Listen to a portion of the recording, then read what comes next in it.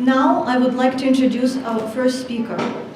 Dr. Paul Gavrilyuk is a Ukrainian-American historian, theologian, and philosopher.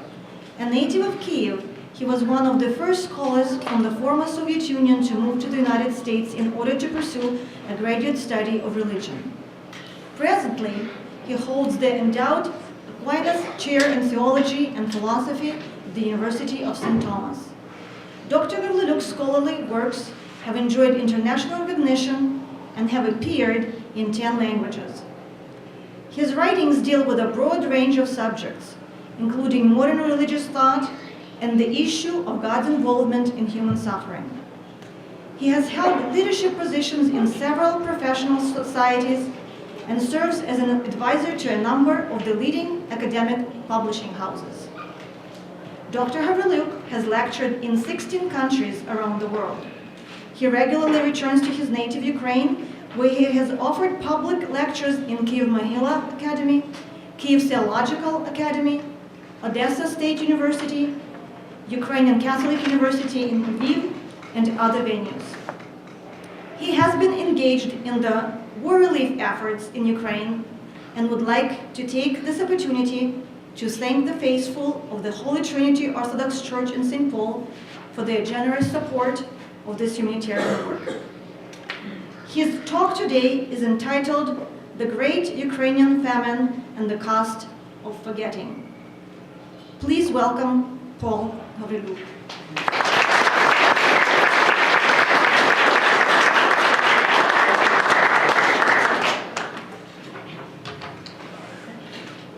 The subject of our today's commemoration is too deep for words.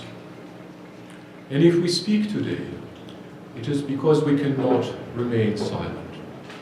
If we speak today, it is because the voices of those who were starved to death cry out to us from the graves. If we speak today, it is because we realize that the nation that does not remember its past has no future.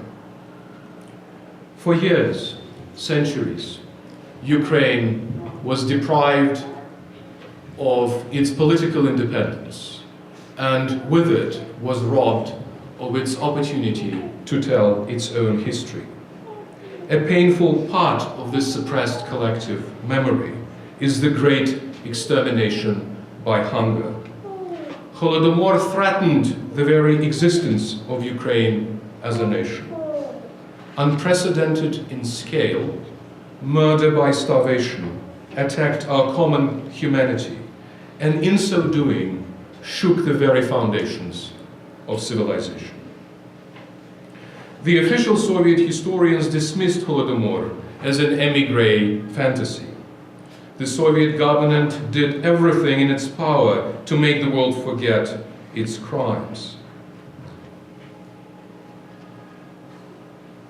Consider just one example. Consider just one example of how such a distortion and forgetting of evidence happened. What you have in front of you is a death record of an 8-year-old girl whose name was Yefrosinia Korubi. She died in a village of Antonivka, that is in the suburbs of Kyiv.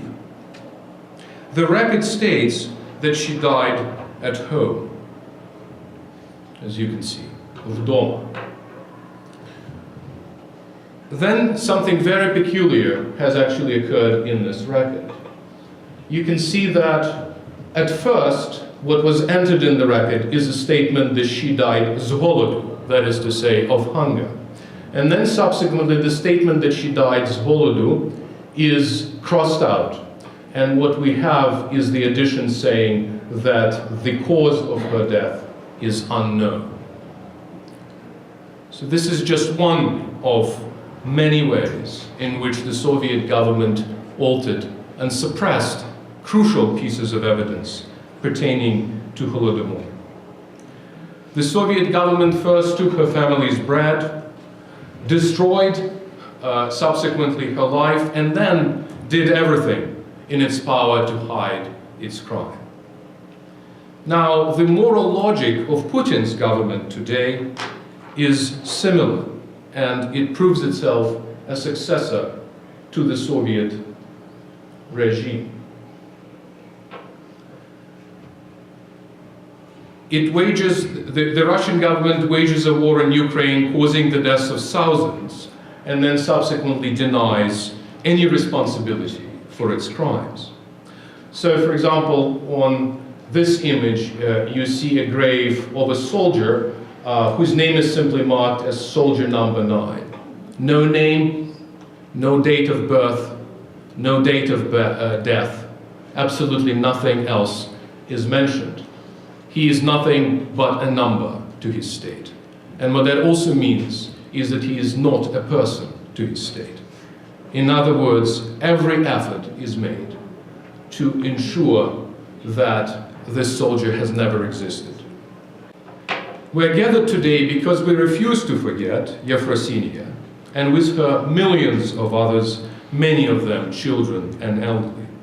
We're gathered here today because we know that the price of forgetting is too high. We're gathered today because we wish to remember. And our second speaker, Stefan Ivashkevich, is going to relate a crucial oral history of Holodomor. In fact, for many decades, oral history was all that we had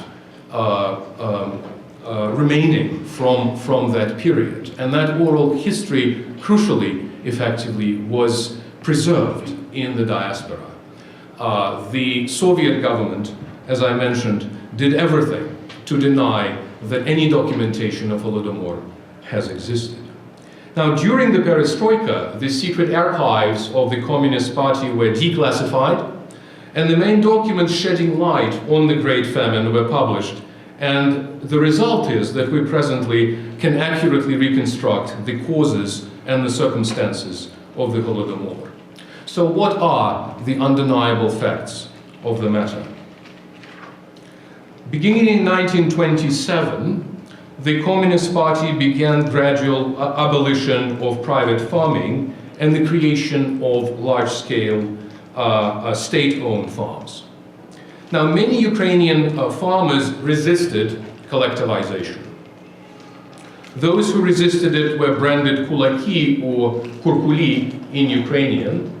Their property was taken from them, and most of them were deported to Siberia. My parental great-grand-uncles, in fact, suffered this fate.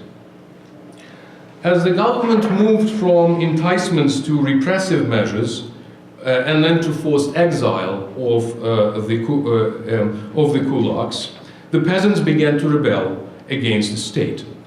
In the early 1930s, rural Soviet Ukraine was a scene of much social unrest.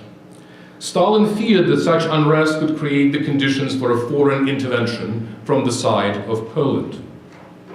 In August 1932, Stalin wrote a crucial letter to one of his henchmen, Lazar Kaganovich. Said Stalin in the letter, "If we do not immediately take charge of straightening out the situation in Ukraine, we could lose Ukraine." The collective farms proved to be an economic disaster. To compound the problem, Stalin's government demanded exorbitantly high grain quotas from the Ukrainian farmers. This was supported by a crucial law promulgated on August 7th, 1932. The official title of the law is the Decree on the Protection of State Property, but its more popular title is the Law of the 5 Years of Grain. And that particular law made the theft of state property punishable by a minimum of 10 years of prison or death. So, in fact, many peasants, for just taking something from the field, were effectively shot on the spot. Now, it is this law, and as you can see, it was ratified personally by Stalin, so he could not possibly claim ignorance on the matter. It is this law that is considered the beginning of the terror campaign. The grain was requisitioned with great violence and brutality. Those peasants who tried to hide flour grain were subjected to beating, humiliation, exile to Siberia, and in some cases, as I already mentioned, were killed. In the year 1933, one's chances of surviving in Siberia were equal, or in some cases even better, than surviving in a Ukrainian village. The first law was followed by a series of laws that were increasingly more repressive. When Stalin received reports that the delivery quotas for grain were not met in a timely manner, just because, in fact, the peasants simply had very little to give, he interpreted the fact that the peasants didn't quite give the grain as a sabotage and a conspiracy against the regime. Instead of easing the burden on the farmers, he ordered more repressive measures against the enemies of the revolution. In November 1932, he put forth another law imposing further quotas, and in this case confiscating non-grain produce and livestock, cows, horses, and other domestic animals, as fines for not meeting the grain quotas. Effectively, he was depriving the peasants of the last means of their livelihood. The Soviet regime took from the peasants the last means and insurance against famine. When local authorities appealed to Stalin, he dismissed their pleas with disdain and criticized them for their weak leadership and insufficient vigilance in weeding out the enemies of the state. Many people could not believe that Stalin was directing the hand of famine. School children from one village wrote to him asking, I quote, "For your help, for we're falling down from hunger. We should be studying, but we're too hungry to walk." But they received no answer. A month later, in December 1932, Stalin issued a decree ordering a denationalization of Ukraine. This was accomplished by removing ethnic Ukrainians from the leadership positions in the party and restricting the use of Ukrainian language. Stalin closely aligned class struggle with the nationality question and saw Ukrainian-speaking peasants as potentially ideological enemies. The state waged a war against its own people, especially against the Ukrainian villagers, because it was afraid of losing control.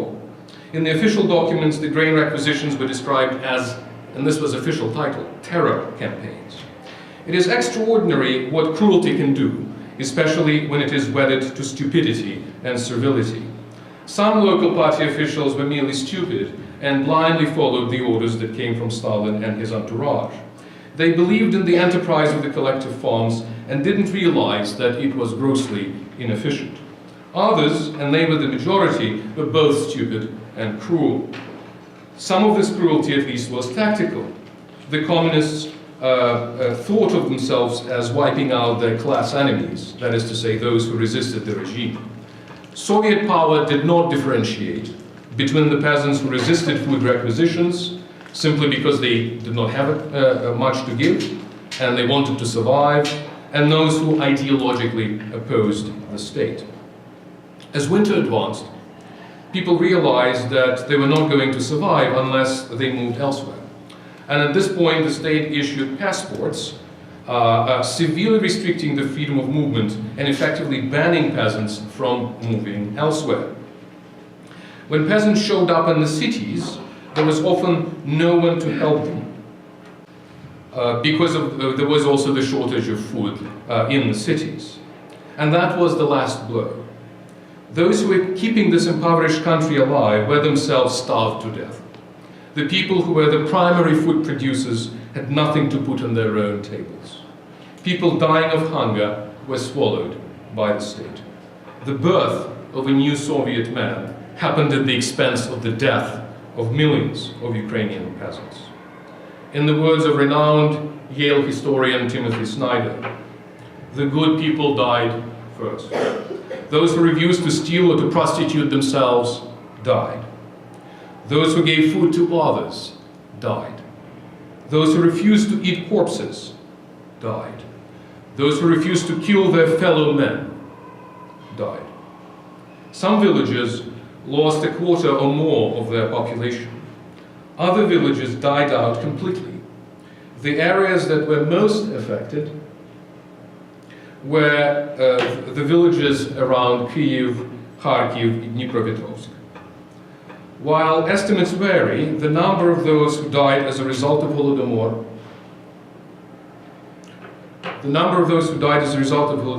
is approximately close to 7 million by the time that you calculate the total impact. The direct victims of starvation are usually estimated at close to 4 million or more. Now, to give you a sense of proportion here, in relative numbers, this is equivalent to the population of the Midwestern United States dying out in 1 year. Let me repeat that in relative numbers, it's the population of all of the Midwestern United States dying in 1 year. In absolute terms, we're dealing with a disappearance of the population of the Twin Cities in the country that's 10 times smaller than the present-day America. That's to say, 31 million altogether at the time at which we're speaking. At the height of the famine, we're told that 25,000 died in 1 day. Now, reportedly, the murder rate in Auschwitz at the height of the Holocaust was something like 6,000 people a day. So what this means that the famine in Ukraine proceeded at the daily murder rate of 4 Auschwitz, working simultaneously. When emergency food aid was requested, Stalin either refused it altogether or directed it towards the cities. The aid that reached the villages was meager. And meanwhile, the state grain reserves for 1933 were larger than those of the previous year. Those reserves would have been sufficient to feed everybody if he simply released the reserves. In addition, during this very time, the Soviet Union continued to export grain to finance its industrialization and militarization. In the villages that died out completely due to famine and disease, the government orchestrated a cover-up by bringing the settlers from the east to repopulate the abandoned areas in the mid-1930s. The result was an ethnic shift from the population being about 80% ethnic Ukrainian to about 63% Ukrainian. Now, this famine was not an accident of nature. It was not an act of God. It was caused and directed by the Soviet state. The target was very specific: Ukrainian peasantry, which showed considerable, if largely passive, resistance to the regime. Stalin was aware of the scale of the tragedy, and in fact, in some official reports to Stalin, deaths resulting from famine are estimated at 8 to 9 million. A Canadian scholar, David Marples, concludes, "The Holodomor was an attempt to subdue through punishment, starvation, and alienation the second largest Soviet republic, to denationalize an emerging nation, and to bring it into the Soviet fold, no matter what suffering was entailed in the process." When the Soviet authorities were questioned about the famine, they denied its existence. They denied, suppressed, and destroyed the relevant evidence. As far as the Soviet press was concerned, the famine simply did not exist. The secret police officials ordered the destruction of the local birth and death certificates, and actually we possess the documents making those orders. Now, under Putin's watch, we also have an ongoing destruction of evidence. And so in this particular case, you have, in the Russian Institute of Scientific Information and Social Sciences, you have a fairly recent fire that happened in January of this year, which destroyed about 20% of all evidence, and that some of the evidence pertained, for example, to crucial government documents about the Soviet Union's involvement in the United Nations, and also pertaining to the discussions with NATO. So imagine 20% of the holdings of the Library of Congress disappearing, and no serious investigation ongoing regarding the matter. Now, unfortunately, at the time of the Ukrainian Holodomor, the world itself had other concerns, and so the famine was little noticed by the outside world. The United States was in the grips of the Great Depression. and was looking for improved relations with the Soviet Union as a potential export market. In Germany, Hitler has just come to power, and the European governments were growing alarmed with Hitler's policy and considered the Soviet Union as a potential ally against Germany. The curtain between the Soviet Union and the outside world was not made of cloth. It was made of iron, it was made of lies, it was made of the dead bodies of those who dared to speak.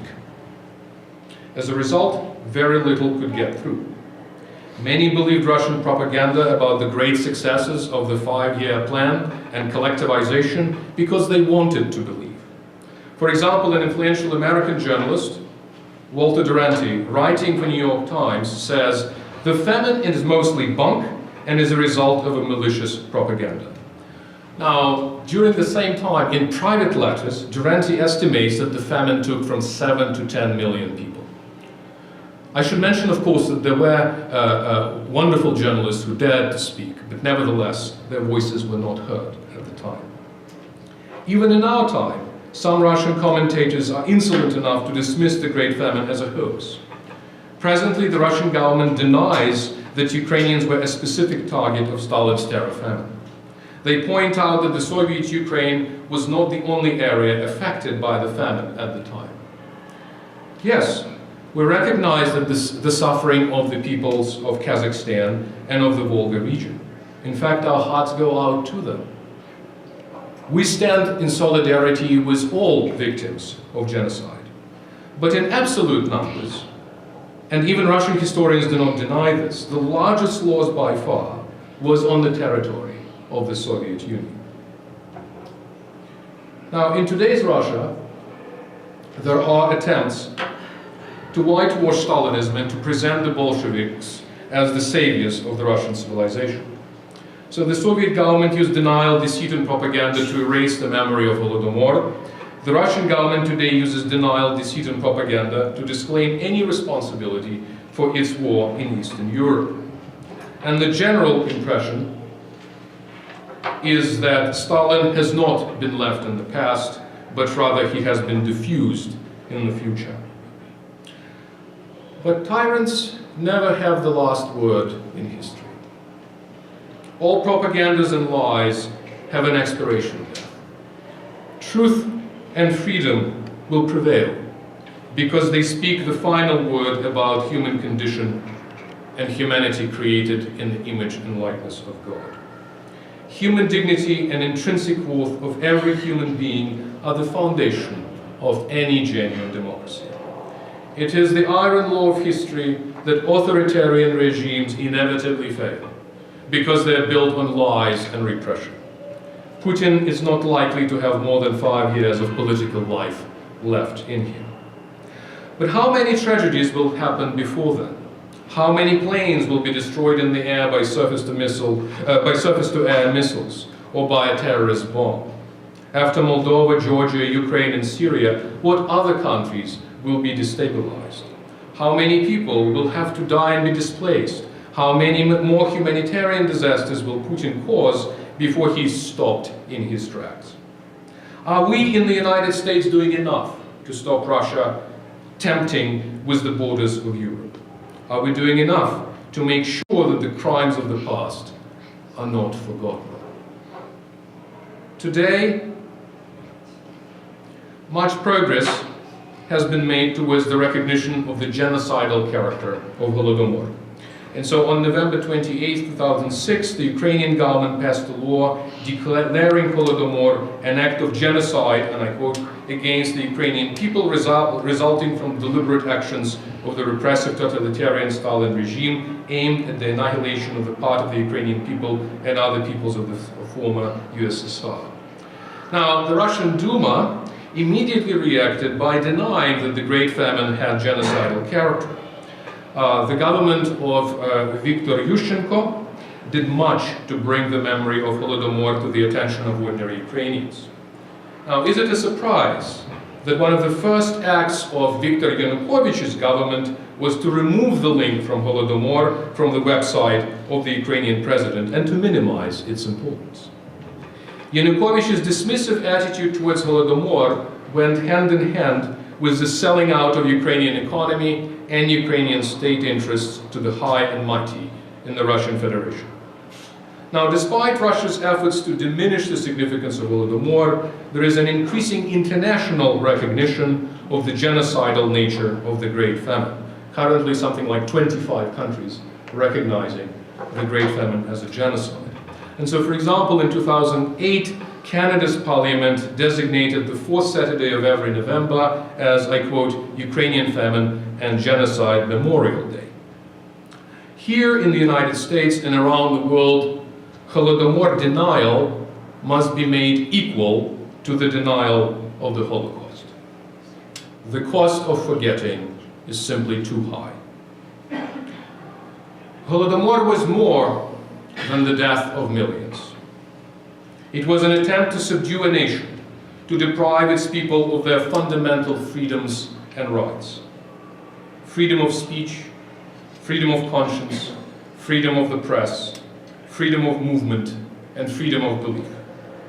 A right to possess private property, a right to fair trial, equality under the law, and ultimately, a right to life. Holodomor has revealed four atrocious phases of hunger: despair, denationalization, dehumanization, and death. In contrast, the Euromaidan revolution manifested a different kind of hunger, a hunger for justice. The Euromaidan showed a new face of Ukraine. On the Maidan, people's hope prevailed over despair, national aspirations triumphed over denationalization, human dignity was defended against dehumanization, and normal life was affirmed in the face of state violence leading to death. The future Ukraine will be built by the generation of the Euromaidan. And our third speaker, Valery Bruchis, represents this generation. It is a generation that is synonymous with Ukraine's independence, a generation that knows the price of freedom and the cost of forgetting. It belongs to this generation to give birth to a new Ukraine in which equality before the law prevails, democratic freedoms are protected, and the dignity of every human person is respected. We owe such a new Ukraine to the victims of Holodomor and the heroes of the Euromaidan. And as we remember them today, we acknowledge that their lives matter in our own eyes, in the eyes of the whole world, and in the eyes of God. May their sacrifices never be forgotten. May their names ever be lifted up to God in prayer, and may their memory be eternal.